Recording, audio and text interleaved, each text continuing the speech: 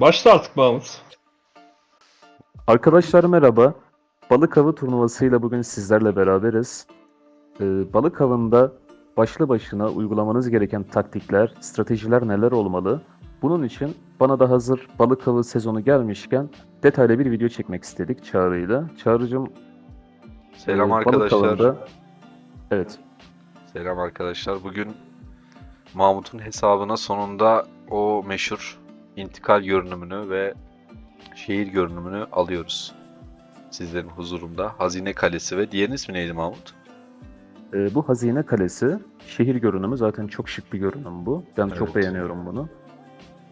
Burada da buz yolculuğu intikal sırası var. Buz yolculuğu intikal kostümü. Bence bu da Kesinlikle. tatlı bir intikal. Yani ekstra bir harcama yapmadan sonuçta edindiğimiz bir intikal bu. Bu arada Değil şehri mi? alacağımızdan eminim de bundan alır mıyız emin değilim. Onun sözünü şimdiden vermeyelim videonun başında. O biraz şansı olur. Alırsak güzel olur. Ya hem de çok basit bir dalgıcımız eksik. Yardıma muhtaç dalgıç Boris. Şimdi bunun yardımına Evet. koşmamız gerekiyor burada. Bakalım bulabilecek miyiz, kurtarabilecek miyiz? İki Tamam. adet de dostlar parçam eksik kaldı. Küre ve sekstant denen iki parça. Bunları da bulursak eğer çerçeveyi de alacağız. Yani tamamlamış olacağız zaten. Kutularda da son sıralara geldim. Aslında anlatılması gereken şey buraya kadar nasıl getirdiğim benim. Bu stratejileri anlatırken buraya değineceğim özellikle. İstersen Çağrı bir tanıtımla başlayalım. Balık avını bir Olur. tanıtalım önce. Ben sana bir şey soracağım öncelikle. Tabii. Şimdi eyaletin kaçıncı gündesin? Hemen kontrol edeyim. 163. gün hiç gün sekteye uğramadı bende. Her gün 160 giriş yaptım. 163. günde intikal görünümünü alacaksın. Yani gen kaçtasın? 3'tesin. Gen 3'teyiz, evet. Gen 3'tesin. Atay'la konuşmuştuk. Ata da yani Ata herhalde birinci yılda oyunun. Yanlış bilmiyorsam 360'larda falan. O daha almamış. Ata Yani hem kaçtaydı o sen? vardır. Ee, Hem dediğin doğru, hem de bu balık avı kostümünü ve intikal sırasını oyuna çok fazla para yatıran oyuncular hızlıca alabiliyorlar. Mesela bu oyuncu edinmiş ama bu server'ın en çok para yatıran oyuncusu. Evet. Başka da zaten görmek çok zor yani bu intikali ve şehir görünümünü. Ve biz nasıl edindik bunu? Zaten Black Ted kanalı, YouTube kanalımızda ve Discord'da her zaman stratejilerden bahsediyoruz. Burada da yine bizim stratejilerimiz devreye girdi. Bu sayede paketleri satın almadan da nasıl açabiliriz bunu? Bunun taktiklerini anlatacağız zaten izleyicilerimize. Daha önceden eğer aldıysan onları da eklersen sevinirim bu arada. Şey Tamam, mi? rehber Paket satın niteliğinde alımı mı? olsun. Evet, yani balıkla alakalı aldığın şu ana kadarki önceki etkinliklerde aldığın paketler falan varsa onları da Evet, bu ekleyelim. benim balıkta ikinci satın alımım. Bir kez daha burayı açmıştım ben böyle. Bırakmıştım. Sadece burayı açık bırakmıştım. Orada sıralama yapmaya çalıştım. Yapamadım çünkü sıralama yapmak için mutlaka ekstra paketler satın almanız gerekiyor. Buradan ekstra paketler satın alman gerekiyor. Bunda da artık bitireyim diye, sezonu tamamlayayım diye satın aldım bu ikisini. Bir adet de şuradan çektim ama onu gereksiz çekmiş oldum. Hesaplamadan çektim açıkçası. Zaten çok düşük cüzi bir miktarda bir paket bu. Bunun Yani devamını aslında almak mantıklı mı? devamını almak da tabii ki bunun birincisini almak çok mantıklı bence. Çünkü Evet. çok uygun fiyata bir tane hazine haritası veriyor. Bir tane de Poseidon borusu veriyor. Bir adet de buz balıkçısı kuponu veriyor. O zaman şey Birinciyi almak yapalım. çok worth. Evet, o zaman şey yapalım. En baştan başlayalım. Sen bize rehber niteliğinde temel bilgilerle başlayıp ileri ince detaylara kadar gidelim. En azından ne işe yaradığını bilmeyen arkadaşların da bir fikri olmuş olur. Aynen, güzel olur. Bu sayfayla başlayalım. Balık avını açınca burayla karşılaşıyorsunuz zaten. Üstte gün sayacımız var, sayıyor. Bitme süresini gösteriyor. Bundan önce hemen sezonu göstereyim. Bahar sezonundayız şu anda. Bildiğiniz gibi 4 sezon var balık avında. Bu bölümde misina, kanca, kurşun denen 3 tane donanımımız var. Bu donanımları geliştirmeyle başlamamız gerekiyor stratejimize. Hemen buraya tıklayayım. Ayrıca makara sabitleyicimiz, okyanus tarayıcımız ve fenerimiz var. Bunlar da balık avında içerideyken, denizdeyken bize yardımcı olacak araçlar. Zaten dostlar burayı okuyordur, görüyorlardır. Ayrıca açıklamıyorum bunların ne olduğunu. Bunları satın almaktan çekinmeyeceğiz ama. 300 elmas verip satın almak bizim bayağı işimize yarayacak bunları. Yani özellikle fener en çok ihtiyacımız olan şeylerden biri. Balıkları eğer tanımıyorsak, hangi balığı almamız gerektiğinin farkında değilsek, bosslardan bahsediyorum özellikle, okyanus tarayıcıyı mutlaka almamız gerekiyor. Benim elim çok iyi değil, ben çok iyi aşağı inemiyorum. Çarpıyorum sürekli diyorsan da makara sabitleyiciyi almanızı tavsiye ediyorum. Burada ana stratejimiz bizim misina, kanca ve kurşunu level 10'a getirmek ya da 10'a yaklaştırmak. Daha sonra buzda balık haklarımızı kullanmak. Zaten ben de ilk yaptığım iş videodan önce buz diyar kaşifi kartını kullanarak buz diyara girdim. Orada maksimum toplayabildiğim puanı topladım. Yukarıya çıktım. Onu sonra 2x, 1.5x'ti yanlış hatırlamıyorsam değil mi? 1.5x bilet kullanarak onu çoğalttım. Jetonu ve maksimum jetonu elde edip bunları 10 level yapmaya çalıştım. Ve bunu Anladım. 2 kez tekrarladım sadece. Hemen 10 level oldu zaten. Bu sayede de İlk- direkt şeyleri almış oluyorsun. En yüksekten başlayıp diğer normal yemlerini de yüksekten kullanmış oluyorsun. En altlara inmiş Aynen oluyorsun öyle. hızlıca. Strateji tam olarak bu. İlk stratejimiz bu olmalı. Burayı 10 level yapmalıyız. Önce özel yeteneklerimizi, özel haritamızı ve Poseidon borumuzu kullanarak daha sonrasında normal haklarımıza devam etmeliyiz ki misinamız 10 level'da kalsın, en aşağıya inebilelim. Kancamız 10 level'da kalsın, maksimum verimde çıkartma yapabilelim ve kurşunumuz 10 level olsun ki bu 3. öncelik sıramız kurşun. Bu da başlangıç derinliğini ayarlıyor bildiğiniz gibi. En önemli parça burada misina. Misina'yı 10 level yapacak kadar her şeyi geliştiriyoruz. Önceliğimiz Misina'nın 10 level oluşu. Çağrı. Tamamdır. İkinci sayfaya geçelim istersen. Buradası bitti herhalde anladığım kadarıyla. Ekleyeceğimiz Burada- bir şey var mı? Bu Şunu sayfada. ekleyeyim. Poseidon borusu özel balıkları çağırmamıza yarıyor. Boss balıkları yani bulmamız gereken balıkları çağırmamıza yarıyor. Poseidon borusu. Poseidon borusunu ama mantıklı kullanmalıyız. Sezona göre kullanmalıyız. Çünkü sadece bulunduğunuz sezondaki balıkları yine çağırabiliyorsunuz. Bulunduğunuz sezon dışında bulunan balıkları çağıramıyorsunuz. Birazdan onun detaylarını vereceğim. Tamam. Buz diyar kaşife de özel bir haritaya sokuyor bizi. O haritada daha bol bol ganimetlere, balıklara ulaşabiliyoruz. İkinci sayfaya geçiyorum. Evet. Ee, Burası buzda zaten balık satın alım avukları. yeri. Burada direkt şey herhalde zaten. İki tane paket öneriyor bize. Birinci biraz daha uygun gümüş olan. İkincisi de gold herhalde. Şu an biz aldığımız için göremiyoruz onu da. Nasıl? Evet. Sence bunun ödülleri nasıl fiyata göre? Ya ben bunun ödüllerini açıkçası Poseidon borusu ve özel harita verdiği için beğeniyorum. Fakat diğer verdiği ödüller açıkçası biraz daha düşük kalıyor fiyatına göre. Çünkü gümüş bilet 200 TL'den satılıyor. Gold bilet ise 400 TL'den satılıyor ve bunları ayrı ayrı alman gerekiyor. Yani 200 buraya 400 buraya veriyorsun. Tabii oyunun fiyatlandırması ileride değişebilir. Güncel fiyatı bu Türk lirası bazında. Ama bunun karşılığında verdiği ödüller açıkçası çok da iyi mi dersen çok da böyle iyi değil yani. Bence de değil. Daha iyi bir yerde değerlendirilebilir 600 lira. Yani şu güzel. Kristal veriyor. 30 kristal burada vermiş. 25 burada vermiş. Gold bilet üzerinden konuşuyorum. 20 burada vermiş. Toplarsak bunları yine fena olmayan bir kristal veriyor. Yani kristal konusunda aslında çok da kötü değil. İşte diğerlerinden de biraz veriyor. Ve biraz Güzel. esans taşı veriyor. Biraz hızlandırma veriyor çağrı. Biraz mitik parça veriyor. Her Biraz şeyden veriyor yine. biraz olması aslında çok işimize yaramıyor. O yüzden ben de çok sevmedim. Ama dediğin gibi yani şeyi almak için herhalde, görünüm almak için bir iki kere almak gerekiyor. Yoksa Yani biraz daha minimum yavaşlatıyor seni. 2 kez alman gerekiyor. Özellikle benim günümde bir oyuncu. Evet. 160. günlerde olan bir oyuncunun minimum 2 kez burada satın alması ve doğru oynayarak tabii. Minimum 2 diyorum Çağrı. Eğer doğru oynamıyorsa burası çok daha artar yani bu sayı. Anladım. Teşekkürler.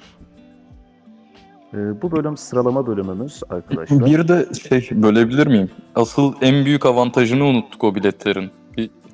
Üstüne tıkla istersen bir. Çıkıyor mu? Yok, Orada gümüşü çıkmıyor. açtığımızda ekstra %10 puan bonusu geliyor. Gold'u açtığımızda da ekstra %20 puan bonusu geliyor. Biletleri aldığımızda. Evet doğru diyorsun. Öyle bir avantajı da var bize. Zaten orada kazandığımız artı puanlar da bizi sıralamaya sokuyor zaten. Sıralama için biraz da onu istiyoruz.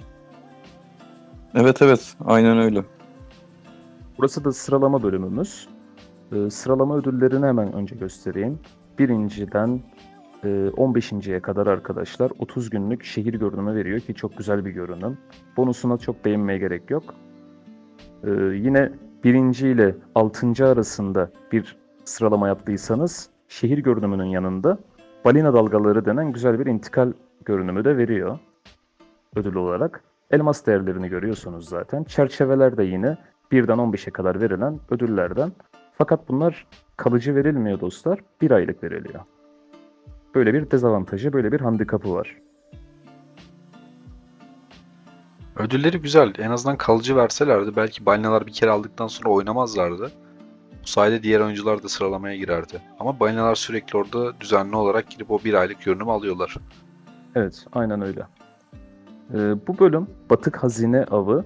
Bu bölümü aktif kullanabilmen için buradaki 3 tane donanımın level'ını 10 level yapman gerekiyor. 10 level yaptıktan sonra oyun içinde, balık içerisinde topladığın puanları gelip burada bozduruyorsun. Ekstra fazladan puanlarını zaten donanımı artık level aldıramayacağın için hazine avla diyorsun. Diyelim bir tane hazine avla diyelim. 1500 puanımızı kullandık. Şansımıza 1 saatlik hızlandırma geldi. Zaten ben çok şanssızım. Bu tarz şans etkinliklerinde hiçbir zaman burada 5'i göremedim mesela. Görenler varsa yorumlara yazarsa bir bakalım onlara da. Çünkü ben hiç göremiyorum. Bana bir kere gelmişti. Bir kere ama Devam ben ediyorum. şanslıyım zaten. Devam edelim. Balık avı uzmanı seti. Burada da günlük bir kutuyu açıyoruz. Buradan biraz materyal veriyor bize. Aynı zamanda burada çok Word bulduğum paket, ilk satılan paket. Mutlaka satın almanızı tavsiye ediyorum onu. Çünkü hem bir tane harita, bir tane Poseidon borusu, özel balık çağırmak için kullandığımız ve bir tane de kupon veriyor. Hiçbir şeyi satın almayacaksan dahi bunu almanı mutlaka tavsiye ediyorum. İlk paketi 40 liraydı yanlış hatırlamıyorsam. Evet, Oyun 40 içinden lira. satın alırsanız. İkinci pakette de 80 liraya satıyor yine. Ekstrası sadece yine aynı ödülleri veriyor. Bir adet daha fazla kupon veriyor. Ben tercih etmeyeceğim bunu almaya. Çünkü sıralamaya zaten oynamayacağım gibi duruyor. Bakalım ama yine devamında göreceğiz. Sıralamaya girme ihtimalim varsa değerlendirebilirim. Ve geldik en önemli noktaya bizim için. Kılavuz bölümü. Burada topladığımız balıkları görüyoruz. Yine kurtardığımız dalgıçları görüyoruz. Hazine kutuları ve eşyalar, materyaller. Bunları toplama seviyemize göre oyun bize ödüllendiriyor. Hemen aşağıda görüyoruz. Mesela ben 150 balıktan 145'ini bulmuşum şimdiye kadar. 5 adet balığım kalmış. Kalan balıklar da burada siyah olarak gösteriliyor. Mevcut sezondaki balıklar üst panelde gösterilirken o sezon bulamayacağım balıklar ise diğer sekmesinde gösteriliyor. Ve bu balıkların sizlere vereceği puanlara göre de burada sıralanıyorlar balıklar aşağıya doğru, küçükten büyüğe doğru sıralanıyorlar. Ödül olarak da kalıcı olarak bu görünümü veriyor. İlk hedefimiz zaten bu burada. Açıkçası benim hedefim bu. İkinci sekmede dalgıçlar var. Dalgıçları tamamladığınızda bir intikal görünümü veriyor ki güzel bir intikal görünümü. Umarım şu dalgıcı bulup alacağız bunu. Burada değineceğim bir nokta var.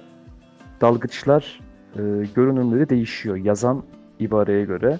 Yardıma muhtaç diyorsa ya boğulmak üzere böyle boğulur gibi yapıyor içeride. O yazmıyorsa eğer de dümdüz duruyor. Yani sizin ihtiyacınız olan dalgıcı biraz öyle ayırt edebilirsiniz. Yine mevcut mevsim ve diğer sekmesi de bir önceki yerde dediğim gibi sezonlara göre gösteriyor bunu. Kutu bölümümüz, hazine kutusu bölümümüz. Burası da şehrimizde ismimizin hemen üstüne gelen bir simge veriyor. Bunu almıştım zaten, hepsini açmıştım ve bu kutular aynı zamanda ödüller veriyor bize. Kutu gördüğünüzde mutlaka toplamanızı tavsiye ediyorum. Ve son olarak eşya bölümü. Burada da eşyaların hepsi her sezon mevcut diye yazıyor zaten. Bunları da biriktirince 60'a 60 yapınca böyle bir çerçeve alacağız. Denizlerin Efendisi Avatar çerçevesiymiş. Kalıcı bunların 4'ü de dostlar. Ve aynı zamanda her yeni materyali, her yeni balığı, dalgıcı, herhangi bir yeni öğeyi bulduğumuzda üstte bir puan biriktiriyoruz. Ve bu puan birikimine göre ödüller alıyoruz. Benim mesela almadığım burada 2 tane ödül kalmış. Bunları da buldukça, o balıkları açtıkça bulacağım, alacağım bunları da. Burada ödüllerden güzel olan 555 var. 25 tasarım planı veriyor. Hemen hızlıca bir bakıyorum burada. 200 cila mesela çok güzel bir ödül. 535'te. Sert alaşım fena sayılmaz. 2000 aslında çok da yüksek değil. Bunları geçelim. 5 mitik parçamız varmış 475'te. Gibi gibi dostlar. Böyle minik minik ödüller veriyor. Tasarım Orada- planı 20 veriyormuş. Şu an mesela sol tarafta 585 yazıyor ya, onun 5 yıldızlı bir balık bulduğunda o 590 oluyor değil mi? Yani bulduğun şeyin yıldız seviyesine göre artıyor. Evet, bulduğumuz balığın ya da materyalin ya da dalgıcın seviyesine göre, yıldız seviyesine göre 5 yıldız balık bulduğumda 590'a çıkacağım. Evet, o zaman 2 tane bulduğumuzda bir sonraki ödülü almış oluyoruz. Zaten muhtemelen sen bugün 615'i görürsün. Aynen öyle. Bugün zaten tamamlayacağız. Görünümümüzü alacağız. Ondan önce başlamadan yine bir taktikle devam etmek istiyorum izninle. Tabii. Mevcut mevsime göre balıkları dediğim gibi bulmamız gerekiyor. Örnek veriyorum. Benim şu anda 5 balığım eksik. Ben önce girmeden bakıyorum bu balıklara. İlk balığıma tıkladım mesela. Bahar ve kış ayında görünüyor mu? Bu iki mevsim dışında görünmüyor. Bahar dediği burada ilkbahar. Çin mersin balığı bu da bahar ve kış ayında görülüyormuş. Bahar ve kış ayında görülüyormuş. Bahar ve yaz ayında. Bahar ve yaz ayında. Nasıl bir strateji burada güdebilirim? Şunu yapabilirim. Bakacağım mevsimime. Örnek veriyorum benim mevsimim kış olsun. Mesela. Kış mevsiminde olduğumu düşüneyim. Benim gidip de kış mevsimi dışında bir balığı çağırıp ona öncelik vermem yanlış olacak benim için. Yani şunu demek istiyorum. Mesela bu balık diyelim ki kışın ve bahar aylarında çıkıyormuş. Bu balık ise sadece kış çıkıyormuş diyelim ki. Çünkü bu tarz balıklar var. Ben tamamladığım için gösteremeyeceğim ama benim sadece kış çıkan balığı önce çağırmam gerekiyor ki o mevsim onu tamamlayayım. Çünkü diğer mevsimi eğer bırakırsam 3 mevsim boyunca ben bu balığı bulamayacağım. Çünkü bu balık sadece kış çıkıyordu. Uygulamanız gereken önemli taktiklerden biri bu. Tabi burada her mevsim mevcut olanları her mevsim çağırabiliyorsunuz dostlar. Bahar ve kış ayında her mevsim, her mevsim. Yani bu mevcut sezonunuza göre planlama yapmanız gerekiyor. Ben şimdiye kadar hep planlayarak Poseidon borularımı kullandım. Dolayısıyla şu an geldiğim sezonda 5 balığı da çağırabiliyorum gördüğün gibi Çağrı. Evet, gayet güzel. Yani diğer sekmesine hiçbir balığı bırakmamak aslında hedef. Peki. Bu Güzel. dalgıçlarda da geçerli bu kural. Kutularda da geçerli bu kural aynı zamanda. Öyleyse ufaktan başlayalım istersen Çağrı. Oyuncular ilk balığa girdiklerinde stratejilerini kurdular. Çağırmaları gereken balığa karar verdiler. İlk olarak ne yapacaklar? Benim tavsiyem ilk olarak şu buzda balık avı yazan yerdekileri kullanmamanız. Çünkü bunlar size çok düşük jetonlar verecekler her turda. Dolayısıyla burayı çok yavaş dolduracaksınız. Bu haklarınız biraz boşa gitmiş olacak. Çünkü en aşağıda inemeyeceksiniz. Diyelim misinanız 1 level, kanca 1 level, kurşun 1 level. Burada yapmanız gereken ilk hamle buz diyar kaşifiyle beraber Poseidon borusunu kullanıp ikisini kombinleyip aşağıya kadar en aşağıya inmek. Maksimum jetonu toplayıp yukarı çıkıp 1.5x ile onu çarpanına çarpmak, kullanmak onu ve maksimum jetonuna buraya gelip buradaki yükseltmeleri yapmak önce. Bu yükseltmeleri yaptıktan sonra hepsini 10 level yaptıktan sonra buzda balıka artık girebileceğiz Çağrı. Güzel, Hemen bu çok güzel. stratejiyle başlayayım. Ben de zaten 10 level ama başlayalım istersen. Nasıl Tamam. yapacağız? Mesela bu balık Sağ 500'de üsttekini çıkıyormuş. seçelim. 400'de çıkan varmış. Ben burada en derinde çıkanı seçmeye çalışacağım. Mesela dev balık kenesini çağıralım. Çağır dedik bunu. Bu arada materyallerim yok şu anda. Bunları mutlaka satın alacağım. Hatta biraz fazla satın alayım. Devam edeceğiz. 5'er adet satın almayı planlıyorum. Bu arada Evet, beş oyunda oyuncuların, Whiteout oyuncuların en sevmediği etkinlik balık avı etkinliği. Ya benim de aksine hoşuma gidiyor. Çünkü keyif alıyorum ben açıkçası. Yeni balıkları böyle keşfediyorum. Poseidon Geçenki borumu seçtim. videomuzda, evet, Buz diyar kaşifini seçtim. Ben gireyim istersen sen artık anlatacağın yerler varsa konuşuruz. tabii. Peki, Başlayalım. öyleyse. Bu ne? En Çarpan güçlü. muhabbetini anlatmadım Çağrı. Değineyim buraya.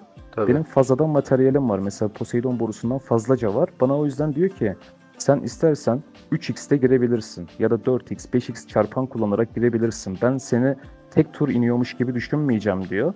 Mesela 5x'i seçersen 5 tur girmiş gibi düşüneceğim. Ödülünü de ona göre vereceğim diyor. Ama ben bunu tercih etmeyeceğim.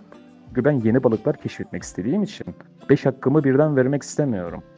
Tek tek Evet. bunları kullanmak istiyorum ki yeni balıkları bulabileyim. O yüzden ben burada iptal Normal. ediyorum bunu. Yok, Normal girmeyi deyip tercih edeceğim. Poseidon borum kullanılmış vaziyette. tam normal tıklayacaksın Materyallerimi orada. kullandım. Normal olta atmaya basıyorum, giriyorum. Bakalım nasıl ineceğiz? En aşağıya inebilecek miyiz Çağrı? Ben bu oyunda çok başarılıyım. Bir önceki videoyu izlemişsindir. Evet, onu izledim. Evet. Bunların arka taraflarına ya da gövdesine çarptığında herhangi bir sıkıntı olmuyor. Sadece kafalarına çarpmaman gerekiyor bu arada. Bir de ben şey yapıyorum. Aynen öyle. Aşağı doğru inerken alacağım şeyleri görürsem hemen sol üstteki metre kısmına bakıyorum. Misinadan. Orada bir hafızaya atıyorum. Yukarı çıkarken ona dikkat ediyorum. Mesela orada 350'de bir şey vardı. Senin de aklında Evet, olsun. 350'de bir boss'umuz Aynen. vardı. Onu 380'de de çıkarken mesela şey var. mutlaka almamız gerekiyor. Aynen. Ona göre aşağıdan gelirken full doldurup haklarımızı gelmiyoruz. Ben bir boss daha gördüm. Hafif biraz İrili dondu o ufaklılar yüzden var. kaçırdık Bakalım. biz orayı. Bakalım aynen. İlk hedefim en aşağıya inmek Çağrı. Evet. Eğer takılırsam, inemezsem aşağıya, durdur tuşuna basacağım, geri çekileceğim ve tekrar deneyeceğim. Bu da yapmanız gereken bir strateji ama biz indik zaten. Şunu alayım, böyle devam edelim. Olur. Yukarıda balıkları bana gösteriyor, bossları gösteriyor, ne kadar yakınlar, ne kadar uzaklar bunu gösteriyor. Kutuyu göstermiş, kutuyu aldım. Parlayanlar daha yüksek puan veriyor dostlar. Parlayan balıkları o yüzden kaçırmamaya çalışacağım. Burada bir boss'umuz var, onu aldık. 12'ye 20'yim şu anda. Biraz daha kontrollü kullanacağım. Çok riske etmeyeceğim. Dalgıcı alayım. 14'e 20 oldum. Yukarıdaki boss'ları kaçırmamak istiyorum mutlaka ama önüm çok kalabalıktı. 16'ya 20. Buralarda Şöyle- bir yerde kalmıştı herhalde bir tane. Şöyle parlayanları aldım. Bu dalgıç bende mevcuttu galiba. O yüzden buradan puan vermeyecek. Bakalım. Dev balık kenesini bulmuşuz.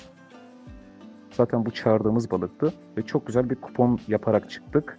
1209 normal kuponumuz var. Tabi Atan'ın da biraz önce bahsettiği gibi bende gold bilet olduğu için %30 buff'lı alıyorum bu rozetleri. Burada ben kuponumu kullanmayı tercih edeceğim. Çünkü güzel bir puan yakaladım.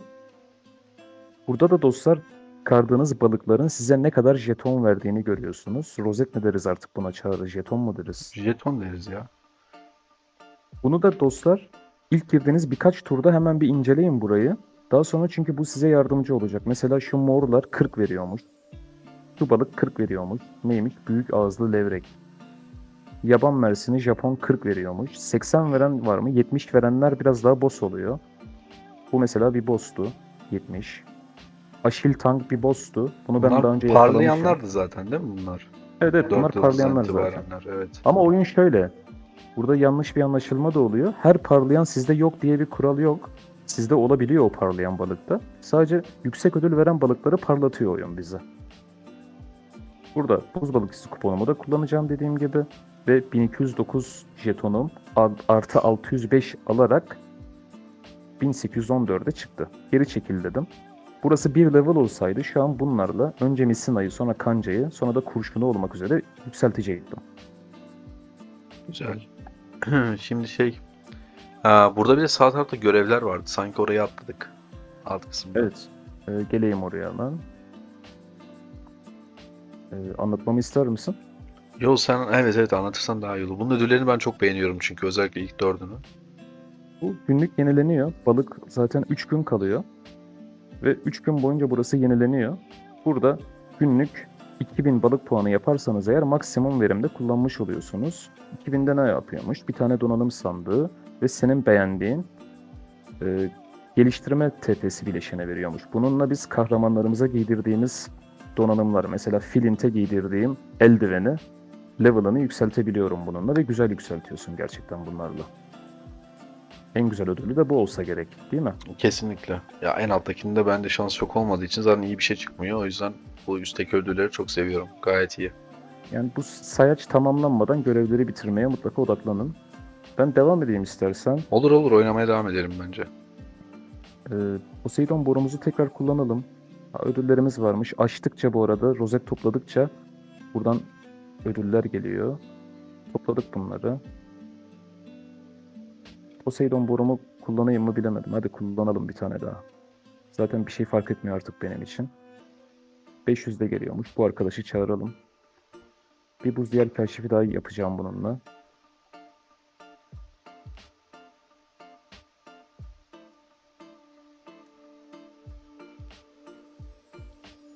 Yine aynı stratejiler, aynı taktiklerle en aşağıya inmeye çalışacağız Çağrı. Sen inerken ben sana bir şey sormak istiyorum. Ya, aklıma bir şey takıldı orada, acaba yanlış mı söyledik emin olamadım.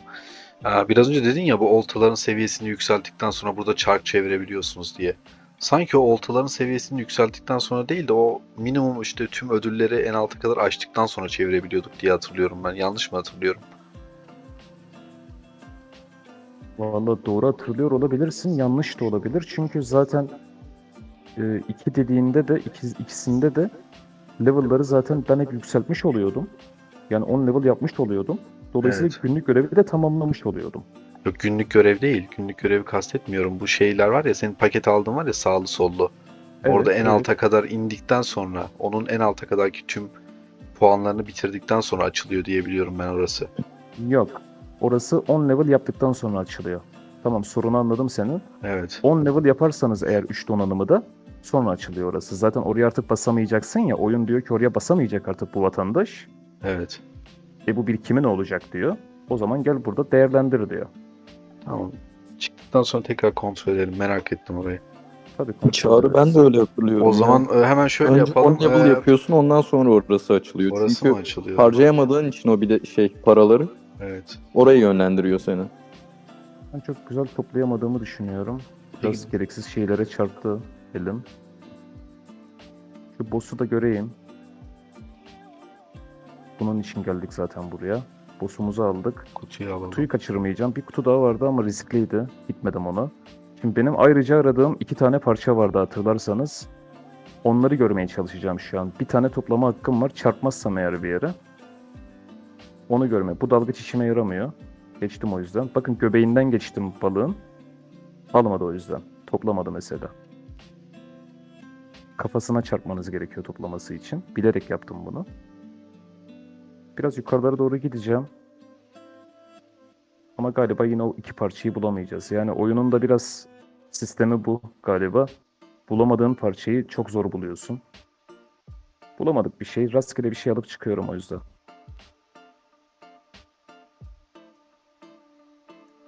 Kızıl kapan levrek. Geldi bu balığımız. Bu kez çok daha güzel bir kor yapmışız. Kuponum yok. Yine puanları buradan kontrol edebilirsiniz dostlar. Geri çekil diyorum. Bir tane daha çağıralım. Çağrıcığım bu kez sen seç istersen. Hangi balığı istersin burada? Şu en sağdakini istiyorum ben başından beri. Evet. Sibirya alabalığı. Sibirya alabalığı.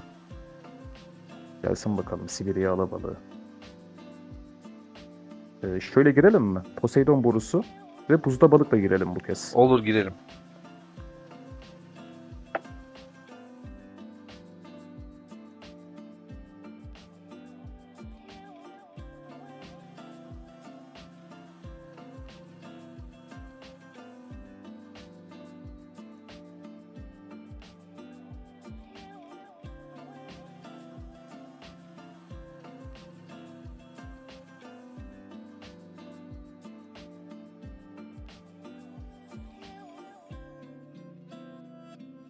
Arkadaşlar mesela biraz önce yanlış bir hamle yaptım.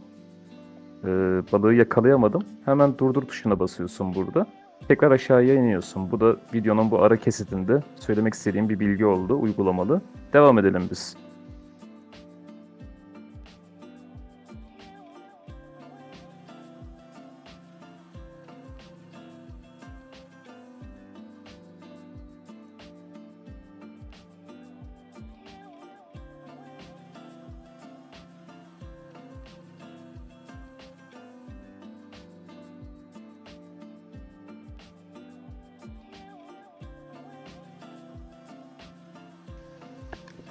Evet arkadaşlar, son Poseidon borumuzu da kullandık. Eksik olan balığımızı bulduk. Hemen gidelim kılavuz bölümüne. Eksik olan balığıma da tıklıyorum. Kambur çırçır balığı bizlere bir hediyede bulundu.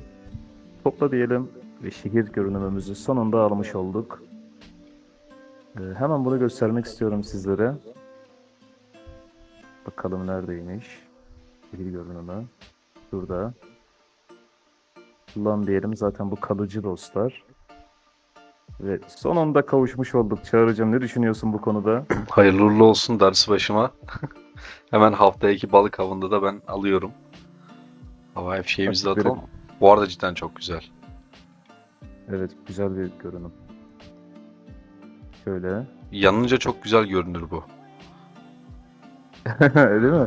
Aynen. Yanınca çok güzel görünecek bu. Evet. Güzel. Gayet iyi. Şeyimizi aldık. Hayırlı uğurlu Görünümümüzü olsun. aldık.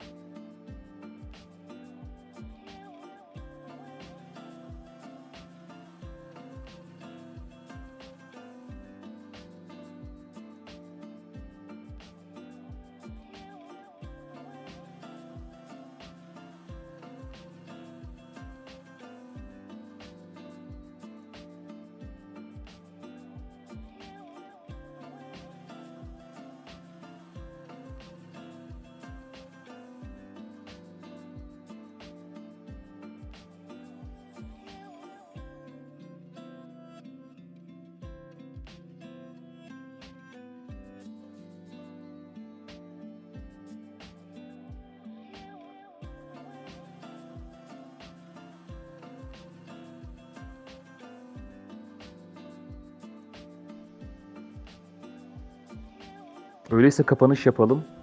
Tamam. Dostlar, Videonun Evet. başından beri sendin zaten. Şimdi kapanış ben yaparsam ayıp olur. Ben herkese izlediği için teşekkür ederim. Kalanı sen de zaten yine. Şehir görünümümüzü aldık. Balık avı taktiklerimiz bu şekildeydi dostlar. Minimum harcamayla yine maksimum verim elde etmeye çalıştık. Sizler burada ayrıca paketler satın alarak birinciliğe, ikinciliğe, üst sıralara oynayabilirsiniz. Üst sıraların ödülleri güzel, dediğim gibi 30 günlük görünümler ve elmas veriyor. Taktiklerle beraber balık avı turnuvamız bu şekilde gerçekleşti.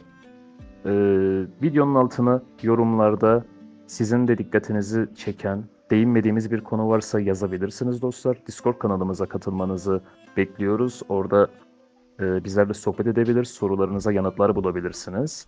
Öyleyse bir sonraki videoda görüşmek üzere diyorum arkadaşlar. Kendinize iyi bakın, hoşça kalın.